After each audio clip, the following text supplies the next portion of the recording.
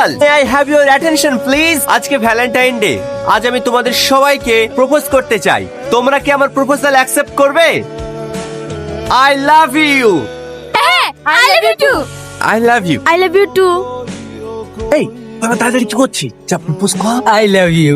Love you too. I love you. তুমি পাচ্ছ না আমি ফুচকা খাচ্ছি? সর এখান থেকে। এই টনি, তুই ফুসকাতে প্রপোজ করছি। ফুসকাতে প্রপোজ করা হয় ফুল করে? এইতে হয় রে, ফুলের দিন শেষ। আজ ফুল দিবি, কাল কি শুকিয়ে যাবে, তোর ভালোবাসা আউট হয়ে যাবে। আর ফুচকা টক ঝাল মিষ্টি দিয়ে তৈরি, খাবি তো স্বাদে ভরপুর।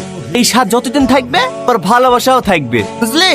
সব মেয়ে না রে, আর ফুচকা খেতে পাই না দেখলি তাই শুধু তোর কাছে এসছে। অত যদি তুমি বাহাদুরি হও, যে মেয়েটার পেছনে তুমি ঘোরো তাকে প্রপোজ করে দেখাও কদিনই রে। কথা বলছিনি যে দম শেষ। প্রপোজ করবে কি হবে রে? এই সময় তো এখানে থাক, আমি মিশনটা কমপ্লিট করে আসি।